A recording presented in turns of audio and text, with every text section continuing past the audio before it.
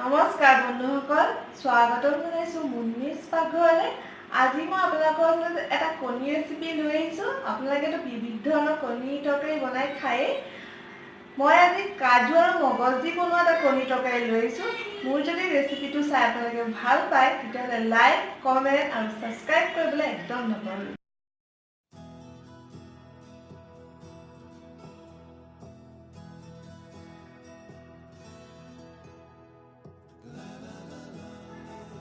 কণী লৈছোঁ 5টা, পিঁয়াজ ডাঙৰ চাই 3টা কাটি লৈছোঁ, তেজপাত লৈছোঁ 1টা, জলকীয়া 4টা, মগজ 100 গ্ৰাম, কাজু 100 গ্ৰাম, আদা এডোখৰ, নহৰু 10 ফুটা, নিমখ সোৱাদ অনুসৰি, হালধি 1 চামুচ, টমেটো চচ 1 চামুচ, গৰম মছলা আধা চামুচ, লাল মিৰ্চ 1 চামুচ, ধনিয়া পাউডাৰ 1 চামুচ, জিৰা গুড়ি 1 চামুচ, তেল মিঠাতেল।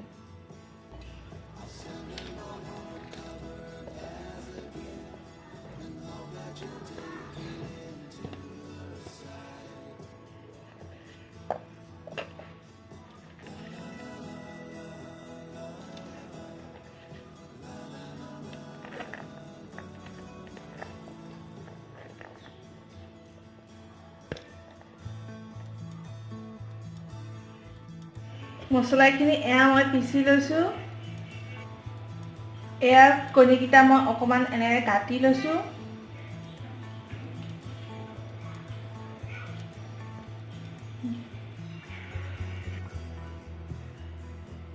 এতিয়া তেল গৰম হৈছে, মই হালধি, নিমখ আৰু লাল মিৰ্চ দি দিম অকণমান।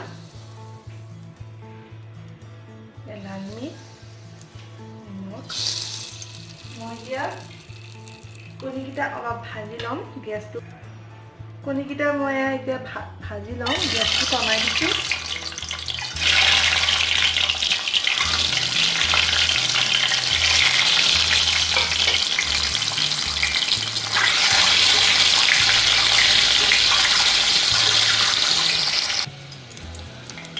এয়া মোৰ কণী ভজা হৈ গ'ল, মই এতিয়া উলিয়াই দিছোঁ।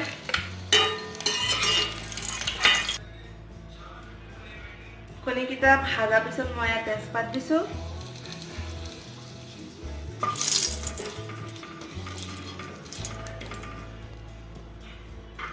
এতিয়া মই মিক্সিত পিচি লোৱা পেষ্টখিনি ইয়াত ঢালি দিছোঁ।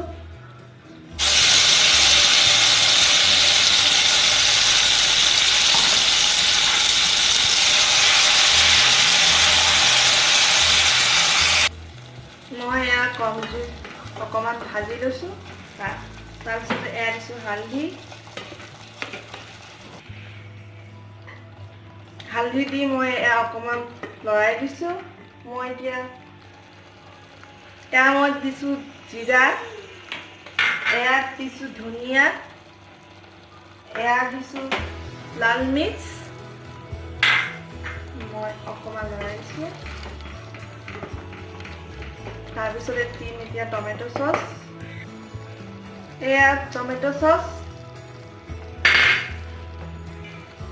এয়া দিছোঁ নিমখ সোৱাদ অনুসৰি, আপোনালোকে যিমান খাই দিব। মই এতিয়া অকণমান পেষ্টটো অলপ ভাজি ল'ম।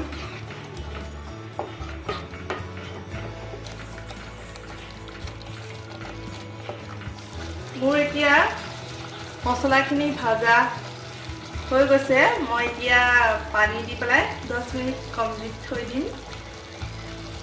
অকণমান পানী দিছোঁ, দি পেলাই এতিয়া মই 10 মিনিট ঢাকোন মাৰি পেলাই থৈ দিম।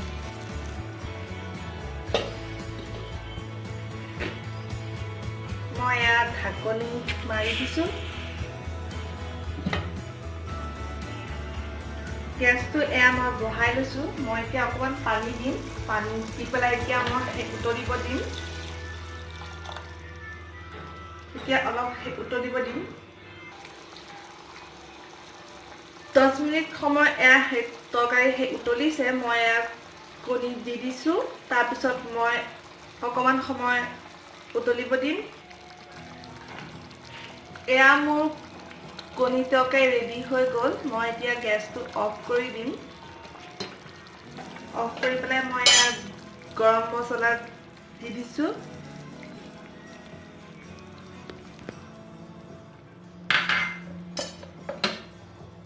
লৰাই দিছোঁ